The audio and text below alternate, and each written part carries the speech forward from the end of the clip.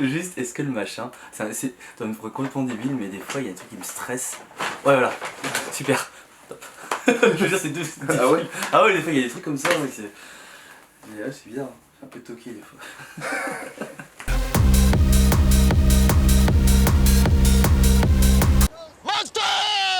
Allez, on commence hein. Ouais, d'accord, vas-y, ok. attends. Je me présente, Ludovic Legrand, j'ai 31 ans, je suis originaire de Rennes, ça fait 5 ans que je suis sur Paris. Je vais pas me présenter d'abord au niveau de mon travail, je préfère me présenter de ce que j'aime dans la vie, les voyages, les rencontres, partager des moments. Après, j'aime faire la fête aussi, important pour moi. Ça permet de partager énormément de choses. Et au niveau du travail, j'en parlais l'an dernier, c'est que je suis consultant en recrutement dans un cabinet de recrutement à Paris 9e. Pour moi, ce qui est bien, c'est que cette manifestation, ça représente dans le documentaire, ça a été très peace, on va dire. À part moi, je suis parti vers 17h, il y avait peut-être un peu de friction avec les policiers, mais ça a montré que les gens étaient là juste pour montrer nos libertés, qu'on puisse vivre, même s'il y a ce problème de Covid. Bon après, voilà, il y a autre chose, parce que c'est vrai qu'il y avait un peu de mélange de tout, hein, je trouvais, dans la manifestation, c'était surtout les libertés, mais on était liberté, je veux dire, face aux policiers, je crois que c'est ça pour qu'on montre l'image des policiers quand ils font des bavures. Donc voilà, c'était assez peace, ça se voit sur le documentaire, les gens dansaient, les gens rigolaient, en plus toute génération. Moi j'ai rencontré des personnes d'avant une cinquantaine d'années, et c'était vraiment... Je fais très bonne manifestation, j'ai beaucoup aimé. Et le documentaire, voilà, je suis en tortue ninja si vous voulez. On the corner, yeah, Perry, man, Tortue Ninja.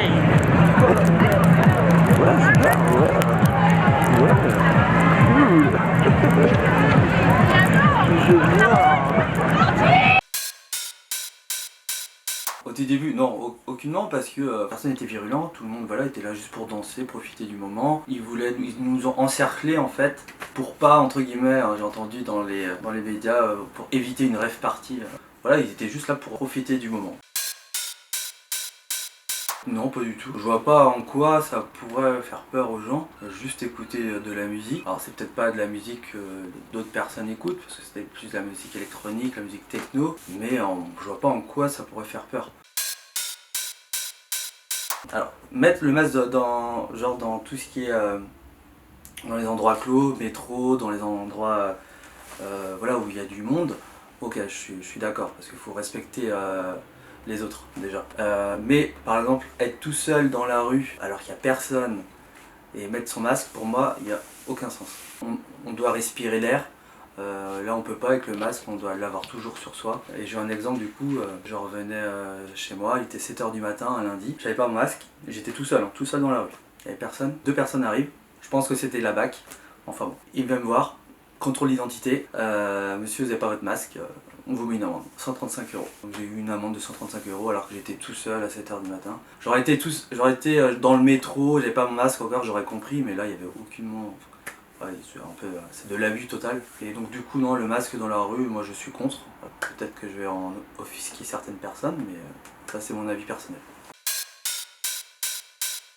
Ah, j'adore la chef. Du coup ça va faire 2 ans et demi à peu près. 2 ans et demi de bonheur.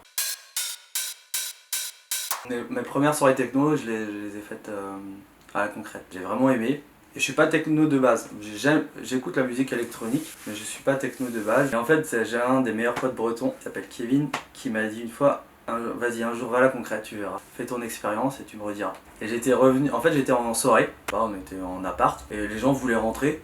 Et là, je sais pas, je me suis dit, je suis allé tout seul, j'ai dit, faut que je teste la concrète. Je sais pas pourquoi je me suis dit ça. Et j'ai vraiment aimé, et cet endroit, franchement, c'est pour moi une institution.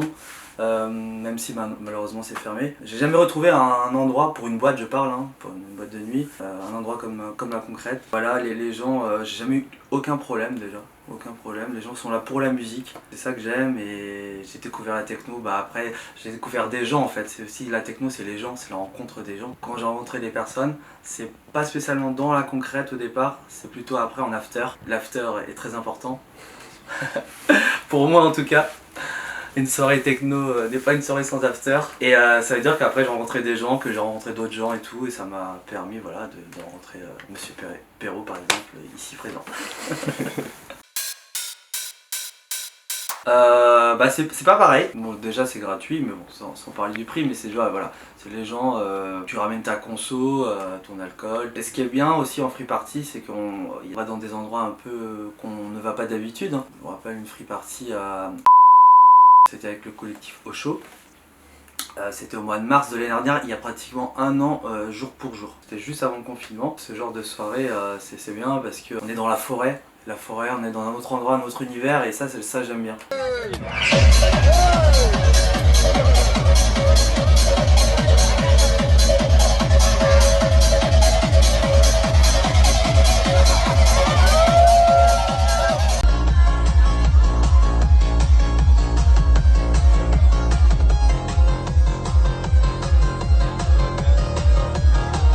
Pas pareil, mais j'aime les deux en fait, les soirs plutôt en boîte de nuit ou soit dans les free parties. La techno est un univers à part, je pense. Il faut déjà aimer le son, aimer les gens. Pour moi, c'est les deux choses principales. C'est encore peu connu en fait. C'est beaucoup du bouche à oreille. Ça peut devenir, je pense pas encore. C'est pas encore culturel, mais ça peut le devenir. Quand c'est culturel, pour moi, ça touche beaucoup de personnes, alors que je pense que les free parties, on est quand même en petit nombre. C'est plutôt là-dessus que je dis. Alors du coup, ça m'est arrivé une fois, j'étais à Rennes, j'allais chez moi et j'allais à un endroit à Rennes. Et à un moment, j'étais bloqué parce que y avait la manifestation. Je suis pas trop manif, j'ai voulu regarder. Donc c'était assez violent puisque beaucoup de personnes jetaient des projectiles contre les policiers. Ça peut être des canettes, des bières et tout. Donc moi je suis pas là-dessus, hein. Je suis pas du tout dans cet état d'esprit là parce que la violence, je suis pas du tout violent. Bon après les policiers répliquaient et à un moment donné, en fait, les policiers, ils se sont, je sais pas combien ils étaient, peut-être une centaine, ils se sont agrippés, ils se sont, ils ont chargé en fait. Plein de personnes couraient et tout, donc moi je courais et tout. Et à un moment, ils sont venus à 3 sur moi, ils m'ont donné des coups de matraque et tout.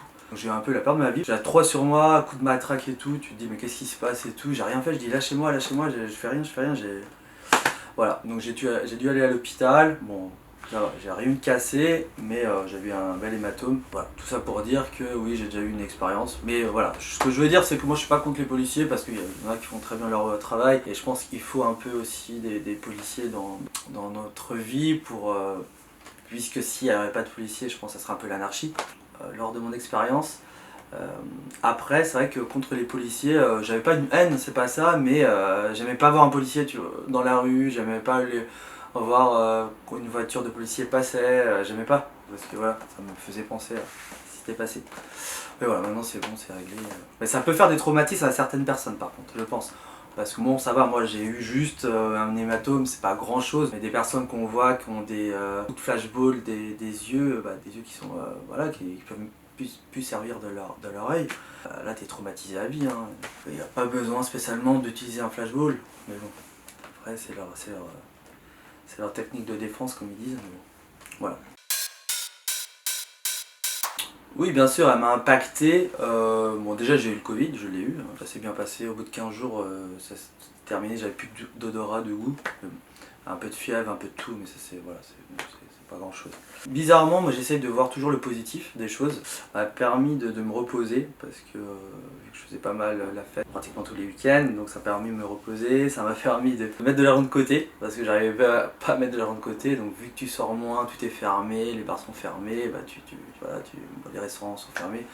Voilà, tu dépenses moins. Je suis allé en Bretagne 2 mois pratiquement lors du premier confinement voir ma mère.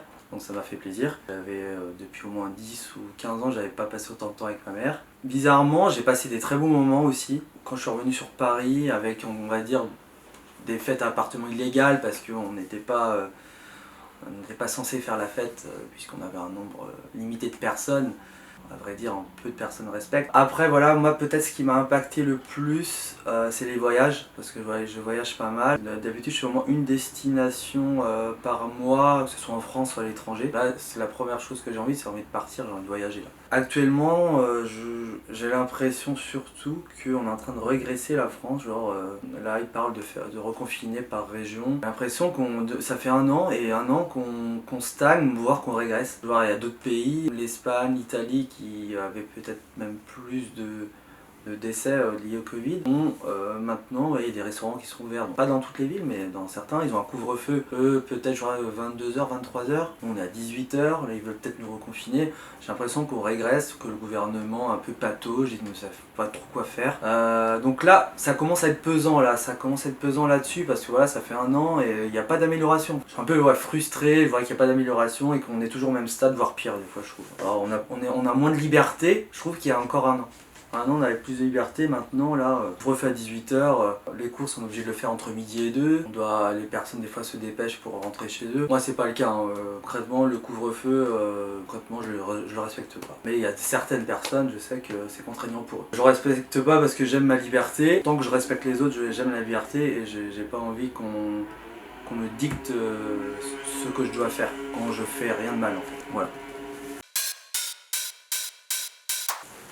Très bonne question. La vie est belle.